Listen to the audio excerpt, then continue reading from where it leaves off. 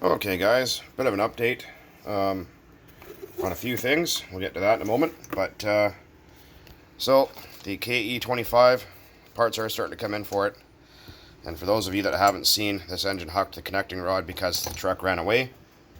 So we're putting a new rod and bearings in it. And I'm just using a Force engines. Force are actually good engines. They're same manufacturers, HPI and Axial. But there's the part number. If you guys have a KE25 and you can't find the rear bearing, that's what it is. And the front is a 607 RS, which is quite a common bearing.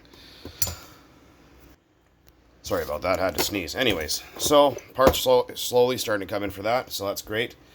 Now, let's move on to over here. So, what's sitting here in pieces is a XTM 247. These are a pretty good motor. This one has been sitting in my junk bin. Actually, it came in my Savage when it was given to me 2 years ago. I wasn't able to find any parts, though. Holy cow, I just sneeze again. Stupid allergies. Anyways, cat's also molting, too, which isn't helping. Anyways, so this 247 came in the Savage that I now have that I was given, or that was given to me 2 years ago. And it had the hell run out of it. Wasn't treated very well. And most of you on my Facebook have seen what the inside of this engine did look like, but I gave it a quick clean with some brake parts cleaner on the inside. And we're going to jam a new set of bearings in it. And luckily, someone was really cool, and they actually had a brand new piston and sleeve laying around, because these ones are actually pretty worn out. I'm just going to find a wrist pin and connecting rod for it, and then it'll be perfect. I'm also going to upgrade the stupid plastic backplate to an aluminum SH backplate, because this is actually an SH engine, or made by SH. So yeah, it's going to get a rebuild, and it's going to be awesome. And actually, well, surprisingly, for how crappy that engine looked on the inside, look at how nice the crank is. That's actually factory work there. That's not anything I did or anyone else did. Look at how perfect that crank is for how nasty that motor was on the inside. Again, sorry about that. Allergy season for me. So, what else we have here is a Team Associated Pro 21. This guy was given to me, I don't know, maybe 4 years ago, and it's just kind of been sitting around. I ran these back in the day. These are a great engine.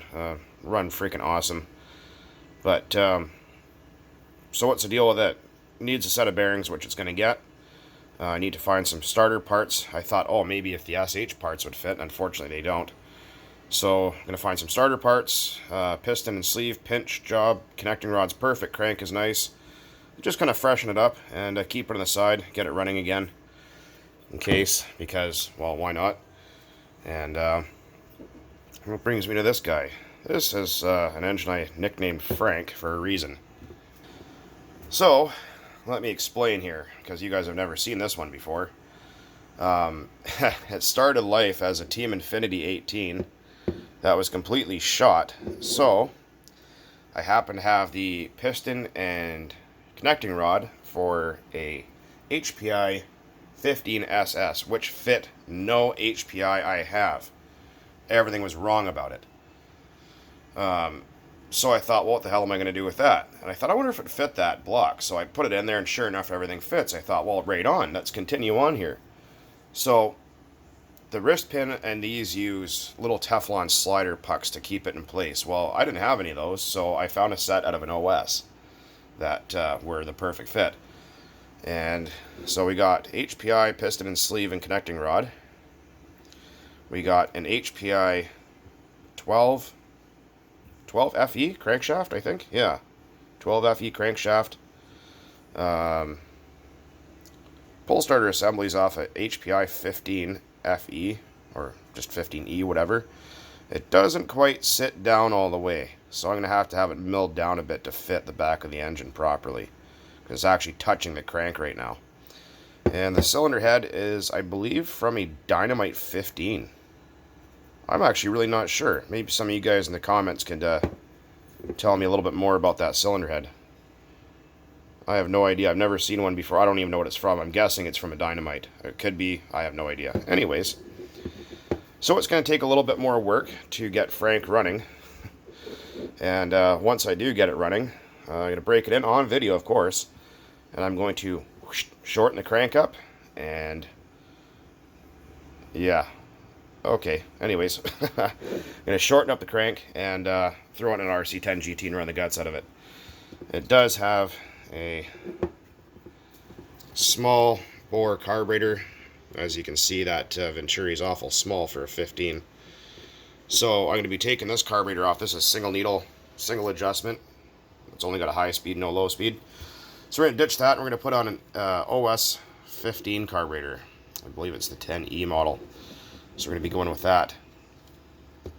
And I keep getting questions, what have I been using for after-run oil? Well, I usually buy that stuff, but I've got sick and tired of paying 15 bucks a bottle at the hobby store for it. So Rick from RB Mods, of course, with his, 50 years of knowledge of this hobby, suggested using this stuff instead. So over the course, and I haven't really made a video about it, but over the course of the past maybe year, I've been using this as a storage lubricant, just all season chain and bar oil. And so far, no corrosion. It sticks to the parts. It's easy to work with. It doesn't get gummy. It doesn't leave any varnish or residue behind. Like, it doesn't get all gross like some after oils, like that Zap 2 stuff that gets all crunchy and stuff if you leave it sit for more than 2 weeks. Yeah, that stuff doesn't, or this stuff doesn't do that. It's pretty nice, actually. And, well, for $8 you get a whole gallon of after-run oil. Anyways. So, of course, everyone's different. I've just been experimenting with this stuff, and so far I'm happy with it. But, so that's a bit of an update about what the hell's been going on over here. I'm just basically waiting on parts now. So I'm waiting on the connecting rod and front bearing for that guy, piston and sleeve, bearings, connecting rod and wrist pin for that guy, parts for that guy, and then I'm going to do some machining work to that guy. It's a little bit of everything, but you guys will see more videos. It's just been kind of slow. Anyway, it's starting to rabble here. But anyways, guys, as always, thanks for watching, and keep on burning nitro. Cheers.